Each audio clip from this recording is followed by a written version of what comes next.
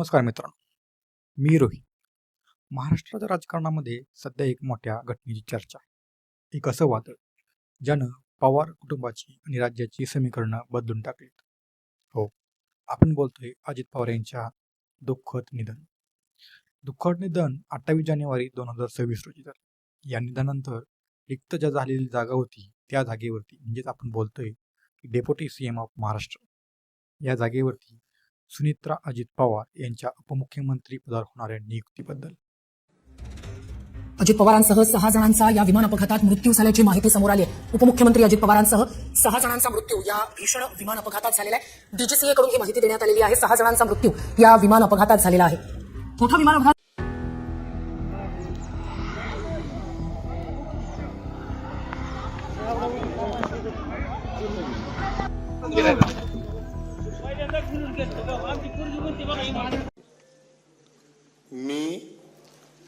मी सुनेत्रा अजित पवार गांभीर्यपूर्वक प्रतिज्ञा करते की कायद्याद्वारे स्थापित झाले आहे अशा भारताच्या संविधानाबद्दल. बारामतीच्या वहिनी त्या महाराष्ट्राच्या उपमुख्यमंत्री पदावर हा प्रवास कसा होता? 2024च्या लोकसभेत पराभव झाल्यानंतर आता अजित पवारांच्या निधनानंतर ही त्यांनी मोठी जबाबदारी कशी स्वीकारली? आजच्या या व्हिडिओमध्ये आपण या इतिहासाचा आणि या संघर्षाचा संपूर्ण आढावा घेणार आहोत.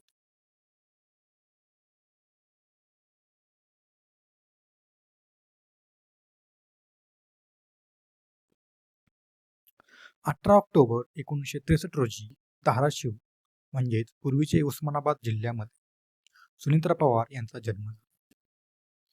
त्या पाटील या कुटुंबातून येतात.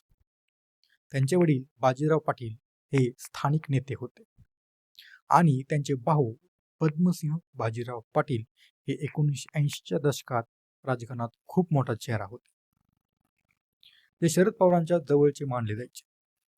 म्हणजे राजकारणाशी संबंध असा त्यांचा नावा नव्हता. पण त्यांनी शिक्षण पूर्ण केलं ते म्हणजे छत्रपती संभाजीनगर म्हणजे जुनं औरंगाबादच्या SBES कॉलेजमधून. त्यांनी या कॉलेजमधून BCom केलं आणि 30 डिसेंबर 1985 अजित पवार यांच्याशी त्यांचं लग्न झालं.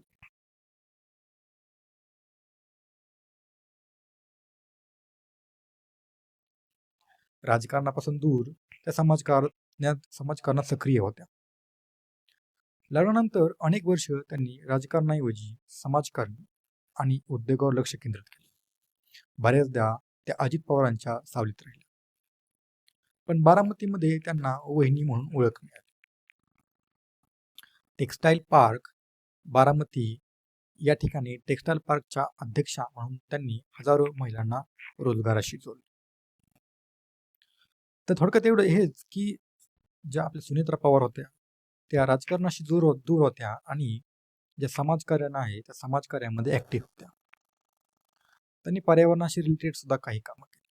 त्यांनी पर्यावरणाशी रिलेटेड एन्व्हायरमेंट फोरम ऑफ इंडियाची स्थापना केली आणि काटेवाडी म्हणजे जे अजित पवारांचं मूळ गाव आहे ज्याचा जन्म त्या ठिकाणी झाला होता, या काटेवाडी या ठिकाणी गावाचं वॉटर कन्झर्वेशन इको विलेजमध्ये रूपांतर केलं. विद्याप्रतिष्ठानसारख्या मोठ्या शैक्षणिक संस्थेच्या विश्वस्त म्हणून देखील त्यांनी काम पाहिलं. म्हणजे समाजकारणात त्या ऍक्टिव्ह होत्या, पर्यावरणामध्ये त्या ऍक्टिव्ह होत्या, तसेच शिक्षण क्षेत्रामध्ये देखील त्या ऍक्टिव्ह होत्या. आणि नंतर खरा बदल आला तो म्हणजे 2024 मध्ये जेव्हा पवारांच्या पक्षात फूट पडली. तेव्हा अजित पवार गटाने त्यांना थेट बारामती लोकसभेच्या निवडणुकीत उभं केलं.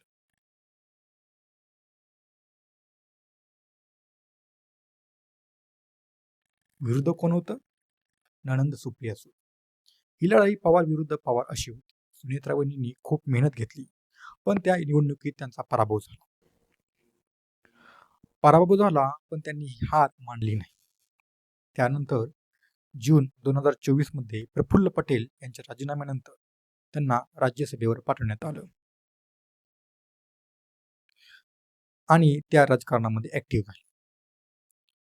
राजकारणात काम करत असताना देखील त्यांची समाजकारणाची नाळ मात्र काही तुटली. त्या समाजकारणामध्ये देखील ऍक्टिव्ह होत्या. आणि तो काळा दिवस उजळला ज्या दिवशी 2026च्या 28 जानेवारी या दिवशी एक भयंकर विमान अपघात झाला. ज्यामध्ये अजित पवार यांचा मृत्यू झाला.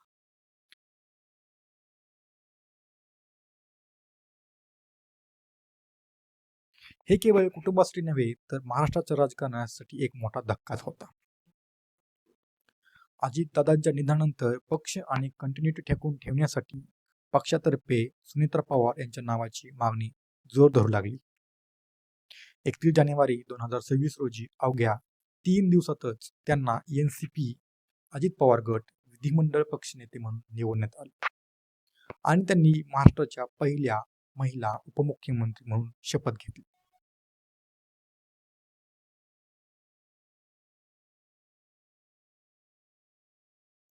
आता त्या महाराष्ट्राच्या पहिल्या महिला उपमुख्यमंत्री आहेत. तर मित्रांनो, हा प्रवास आहे एका महिलेचा, जिने अनेक वर्षापासून अनेक दिवसांपासून राजकारणापासून दूर राहिली. राजकारणापासून दूर राहून स्वतःची एक वेगळी ओळख समाजसेविका म्हणून बनवली.